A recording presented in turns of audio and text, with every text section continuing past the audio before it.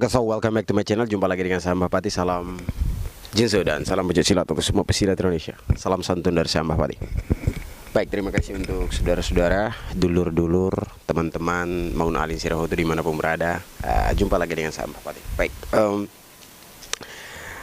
sebenarnya karena kemarin saya sudah membahas tentang menyinggung tentang pesulap merah dan juga Gus Samsudin, dan sekarang kan masalahnya sudah merambat sampai ke perdukunan ya.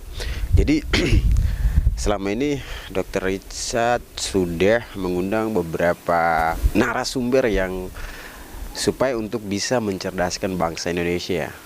Dari ada ustadz-ustadz, ada juga dukun-dukun yang di sana, ada sedikit komedi yang terjadi. Dan kemarin yang saya nonton juga adalah di channelnya Bang Densu ya, Denny Sumargo, dan di sana itu ada pembuktian tentang ilmu kekebalan ya. Karena di situ ada pengacara dan juga para pendukung dukun yang melaporkan pesulap merah ini, dan mereka ingin membuktikan ilmu kekebalan. Ilmu kebal itu ada, dan ada videonya di sini. Nanti saya posting juga di sini. Itu tentang mereka pembuktian dengan membacok ya, membacok. Ada salah satu orang yang mereka itu ada bapak-bapak, saya lupa namanya, nanti saya taruh namanya di situ. Dan itu dibacok 5 kali ya kalau tidak salah. Nah, yang dibacok 5 kali, dan terakhir yang di bagian terakhir, bacokan terakhir itu katanya bocor. Nah, katanya bocor, jadi kayaknya ada kemungkinan dibawa ke rumah sakit, karena di bagian video akhirnya itu Denny Sumargo karena ngeri jadi disuruh langsung dibawa ke rumah sakit. Nah, kita omong tentang kekebalan ya, omong tentang kekebalan itu sebenarnya ilmu kekebalan itu ada atau tidaknya itu sebenarnya kalau di dunia sulap, dulu saya pernah baca-baca juga tentang sulap kekebalan, bagaimana triknya seperti apa. Dan dulu pernah kita atraksi untuk hiburan untuk masyarakat, dan di situ ada salah satu orang tua di kampung ya, saya sebut saja namanya Om Mikel. Nah, Om Mikel ini dulu melihat atraksi seperti itu, kemudian karena beliau ini juga punya punya latar belakang seorang pesilat juga, dan dia berbicara soal bagaimana atraksi kekebalan itu seperti apa. Nah, dia menceritakan bahwa triknya adalah ketika kita potong misalnya daun pisang atau kertas atau batang pisang itu, kita menggunakan ujungnya yang paling tajam. Nah, saat untuk potong itu bagian dari tengah ke belakang. Ini dengan parang ya. Itulah triknya. Jadi dia waktu itu dia sempat menegur saya bahwa ini. Nah, terus saya juga berbagi informasi bahwa ya memang tekniknya kita sudah pelajari bahwa itu untuk hiburan, tapi yang kita gunakan waktu itu tidak seperti yang beliau cerita ya, tidak seperti yang beliau maksud bahwa ujungnya dibuat tajam, ininya tidak, tapi tidak seperti itu. Tapi kita belajarnya adalah bagaimana teknik si yang pegang parang untuk motong, pegang golok untuk motong. Nah, jadi yang lebih menguasai itu adalah dia. Nah, jadi pada kesempatan ini saya juga ingin membandingkan dengan kemarin ada undangan untuk dari Dr. Richard Lee ke Jindan ya. Waktu itu kan dia mau dites ilmu kekebalan juga, dan waktu itu dia mau dicek. Tapi karena dia katanya dia tidak bisa kebal terhadap pisau atau golok dan sebagainya.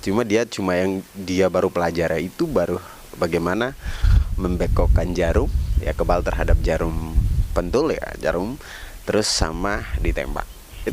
Jadi mereka katanya ketika kita belajar untuk kekebalan jarum pentul itu beda dengan kita belajar kekebalan pisau, golok dan sebagainya, dan peluru, anti peluru juga itu beda lagi.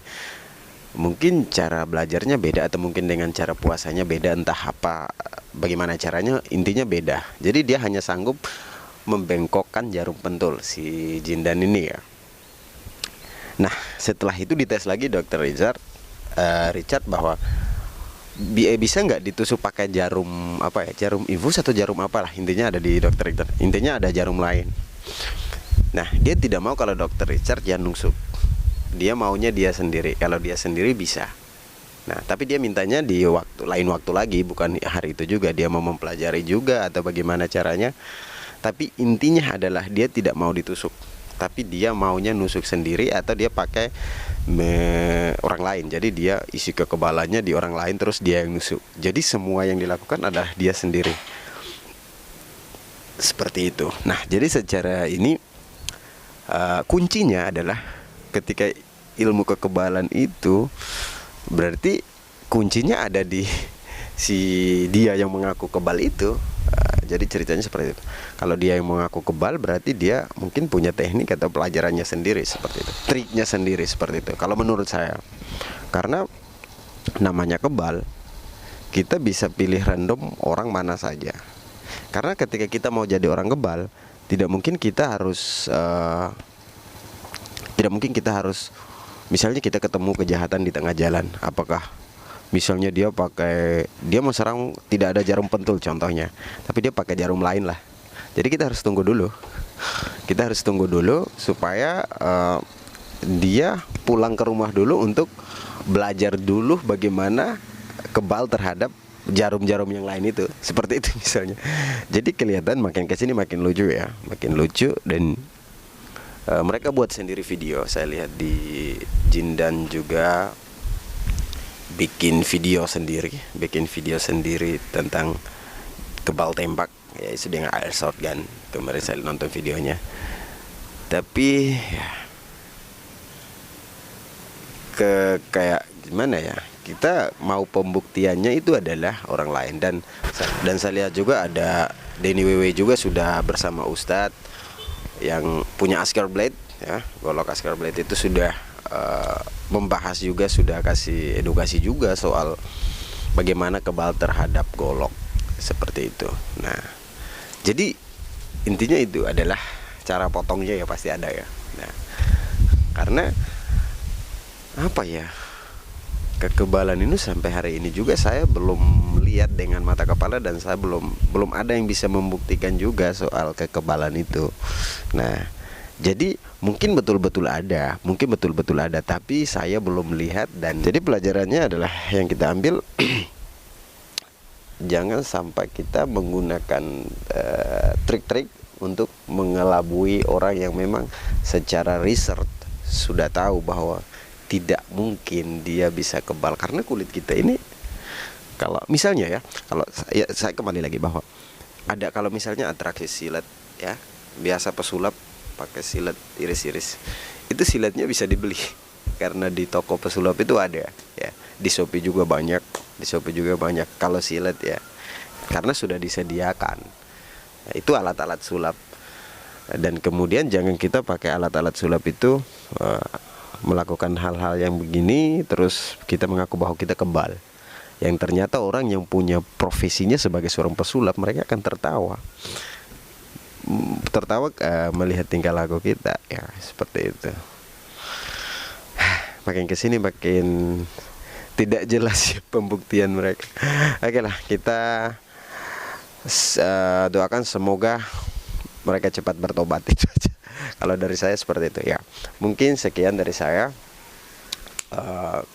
Tetap semangat untuk saudara-saudara yang tetap memberikan edukasi dan mendukung supaya mencerdaskan negara Indonesia, masyarakat Indonesia dari hal-hal seperti itu. Itu hal-hal yang sudah ketinggalan zaman, yang orang pakai lagi untuk membuat seolah-olah mereka itu paling hebat, mereka itu punya kekuatan ini dan itu ya.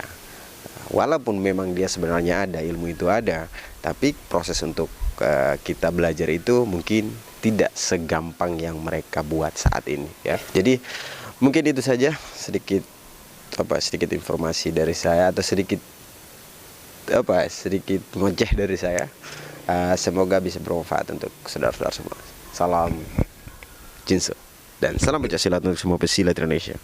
Salam santan.